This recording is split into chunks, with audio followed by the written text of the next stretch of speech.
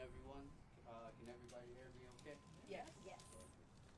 Thank you all for being here today. My name is Charles Hudson, and I am a personal attendant to my mother, Agnes Craig, who I always consider the greatest advocate in New York State and the world, and who is also the longest tenured CD PAP participant in the central New York area for over 30 plus years.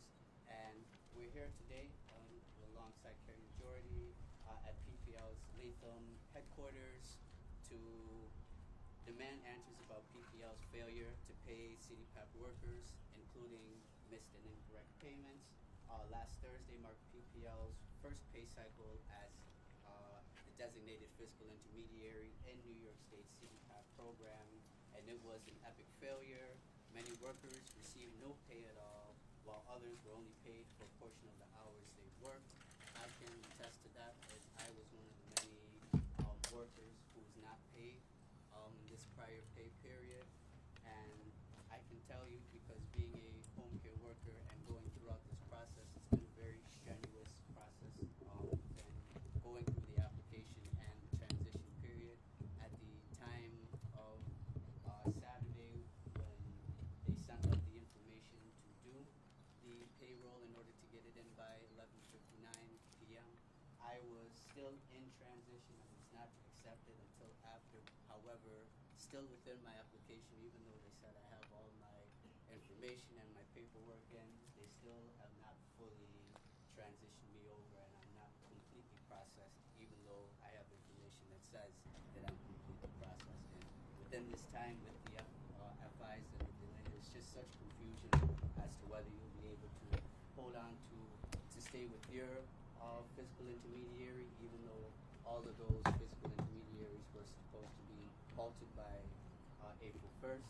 And if that's the case and you are not completely transitioned, then how are you going to be expected to be paid? So I have just a few statistics regarding the individuals who have been paid, and it's been 70% of workers who registered by April 1st didn't get paid last week.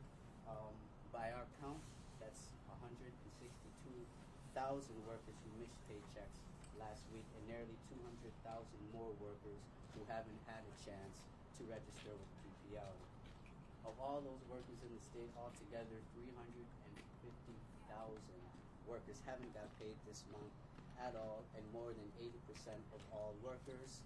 Now, according to the DOH, this is only 60,000 individuals who have not been paid, and when you can say only 60,000 people who haven't got paid, that really says a lot, and it's very eye-opening. So I just want to say that IOUs don't pay the rent. I can't wait for another 2 weeks or maybe another month from now for when PPL decides to pay me, because there's bills that are already due. There's food that people will have to get for their families. They have to make ends meet, and it's just simply not feasible and not possible if individuals are not being able to get paid throughout PPL and people are not being able to receive their services. So thank you very much for letting me introduce myself, and I will pass it on to Ms. Lottie. IOUs don't pay the rent. That's how you see me. Oh, there we go. Do I have to restart?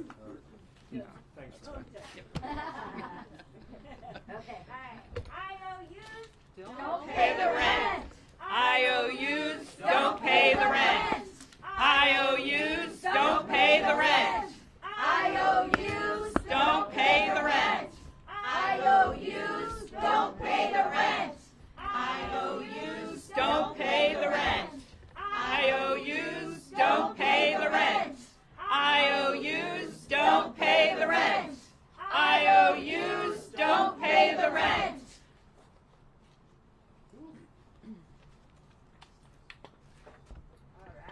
All right. So as we're getting the mic set up, I'll just do a little introduction of myself. My name is Lolly Edinger. I am a home care worker. I moved to doing home care always through consumer directed later in life. In the past, I did human resources. I was a human resources manager. I worked environmental education. I had quite a few hats. The reason I stayed with CDPAP is I fell in love with it, despite the pay. So for many of us who are CDPAP home care workers, a missed paycheck means we can't pay the rent, buy groceries, or cover transportation to continue providing care. PPL's inability to pay CDPAP workers endangers both consumers, those that are receiving the care, and personal assistants who provide the care.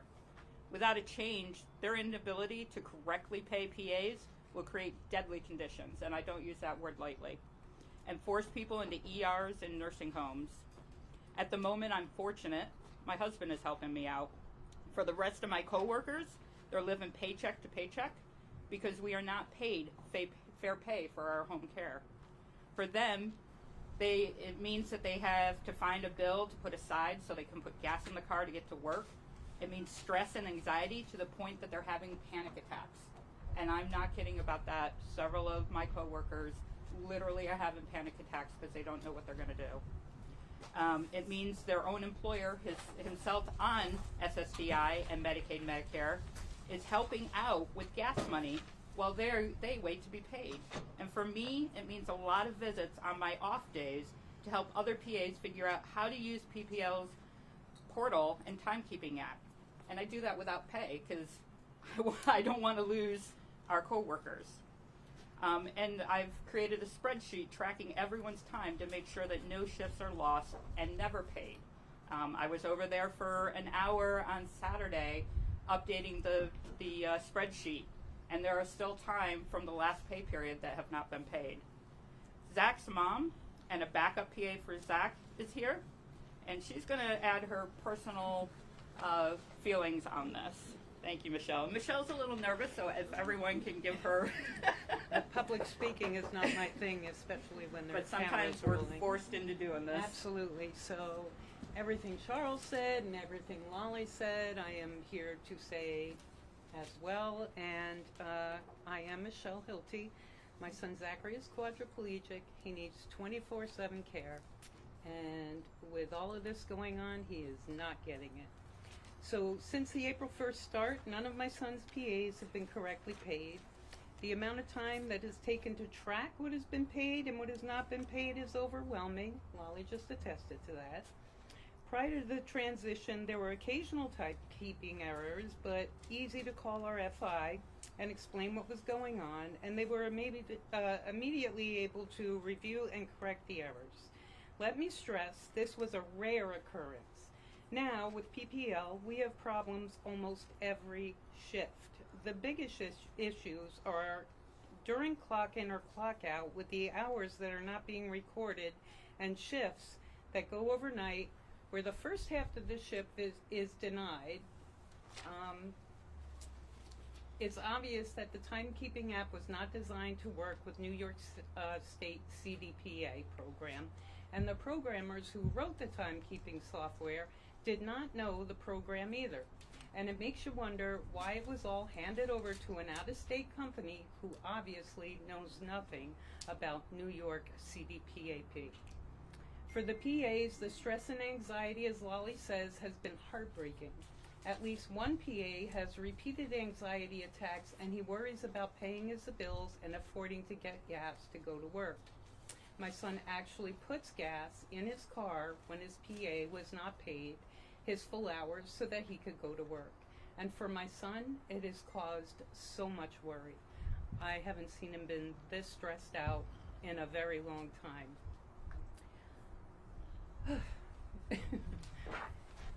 Yeah, getting emotional here. Yeah. What if the PA finally cannot hang in there any longer? How does he even hire another PA if he can't guarantee they will get paid on time? Why is this company allowed to affect his ability to hire PAs? I want to point out his current PAs have already hung in there after losing 75 cents per hour pay. Now they're not even getting paid that. Ultimately, his PAs can't afford to wait for paychecks. They have their own families to provide for. If, and likely when, someone has to leave, my son is left without 24/7 care because of PPL. He does have family, not all do, and we will care for him, but who will pay us our salaries? We have found a place of peace where he had his caregivers and could live on his life and would be just family without added stress of caregiving, which is difficult physically, mentally, and emotionally. So now what? So Governor Hochul, we call on you to delay the forced transition to PPL. We demand you reopen proven fiscal intermediaries and restore consumer choice. PPL has failed, from massive tech breakdowns to language barriers to misinformation to call lines that no one answers. And now this, workers are getting unpaid. Even the courts have recognized the failure of PPL and have made rulings to offer some damage control to this perilous plan, but only our governor and our legislators can right this wrong. Those who are still standing by their consumers obviously love their job, but that only goes so far, and it doesn't pay the bills. Because we know that IOUs don't pay the rent, Governor Hochul, there are 750,000 lives in the balance, and you don't seem to care. Again, it seems that disabled people, older adults, and caregivers, who are mostly women and people of color, are seen as disposable New Yorkers to you. Governor Hochul, we call on you to do the right thing, to restore CDPAP choice now so home care workers can get paid and aren't forced out of CDPAP and into other sectors of the workforce. I think we're going to have Angela give some testimony. Hi, I'm Angela Harmer. I'm a consumer for over 22 years. I know this program works, and I use it every single day. With some of the problems that I have are technology based, because I don't have a computer at my house. I don't use a smartphone because it's too hard for me to use a smartphone. I don't use apps because they're too difficult for me to use, nor does my current PA, because she's an older female and she just doesn't use those things. So neither one of us really knows how to use the technology of that PPL wants us to use. And currently, I don't have any services right now because my paperwork is sitting in the governor's office. Kim Hill, the chief disability officer, is supposed to be taking care of my paperwork. I gave her everything to sign up for PPL. I am signed up. My PA is not, but she has all my PA's paperwork, but has yet to be processed, as far as I know, because I can't get a hold of Kim at the governor's office, and I can't get anybody from PPL on the phone. There's no way to even talk to somebody at their office from the hotline. Nobody answers the phone. If you leave a message, nobody returns phone calls. So I have no idea where I stand with anything. I was working with my facilitator to get this process done, but my facilitator had to ask 5 times for paperwork for me, for my PA, and never received it. So when our group was down at the plaza one day, I ran into Kim Hill from the governor's office, the chief disability officer, and she said she would help me get on PPL. And this is where I stand now, waiting with no services whatsoever. I currently have my PA helping me, but not getting paid for it at this time. Shame. Shame. Shame. Shame. Shame. Shame. Shame. Shame. Shame. Shame. Shame. Shame. Shame. Shame. Shame. Shame. Shame. So now I think we're going to have Agnes talk. Sage. Sage. All right. Yeah. Sage. So my name is Sage Jobsis. I live in the Hudson Valley. I have been trying to be fully registered, as have all my aides. And according to all this app-based technology that apparently now we're running New York State offices through, according to them, we're all set. But no one's gotten paid properly. There is no actually talking to anyone on the phone. You call them on the phone, they hang up on you. Or they don't hang up on you, they put you on hold for a long time and then the phone cuts off. No one has returned my or any of my aides' phone calls. I did not opt to be engaged in this fight. I was perfectly happy with my FI. I enjoyed my FI. I feel well represented by my, state representative, my senator, my legislative officers. It's just that somehow the governor, this executive decision from on high has forced all of this down my throat, down my PA's throats, down everyone's throats, and now I'm stuck where no one calls me back. No one calls any of the employees that New York State told me to find and people that I trust in order to help take care of myself, because apparently that's really hard.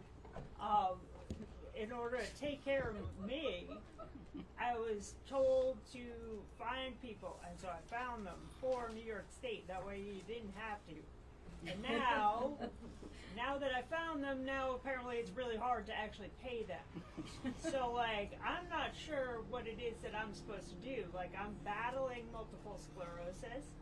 I'm battling with the governor who doesn't return phone calls. I'm battling with PPL who also doesn't return phone calls. So I'm not really sure what it is I'm supposed to do, because I'm not trying to let multiple sclerosis win. I'm not trying to let the executive win. I'm not trying to let anyone win over me, but I don't know how to do this right, except for, I guess, to talk to you guys about making this somehow easier on anyone. I have multiple aides who have not been paid or been paid incorrectly. I have my own life on the line. I have the lives of all these people who I know and love. All their lives are on the line, including the lives of the people who care about me and my community and the people that I both support, emotionally, mentally, and who support me. And we are asking for an absolute minimum of New York State following through on its promises to pay the people for the work they provide, which is, I don't know, to keep us all alive and out of hospitals and nursing homes. So, I don't know, it's the very least we could do, I guess. But apparently New York State isn't up to that task. PPL doesn't pay. PPL doesn't pay. PPL doesn't pay. PPL doesn't pay. PPL doesn't pay. PPL doesn't pay. PPL doesn't pay. PPL doesn't pay. PPL doesn't pay. All right, so now we have the incredible Agnes, who is going to share her experience. Hi, good morning,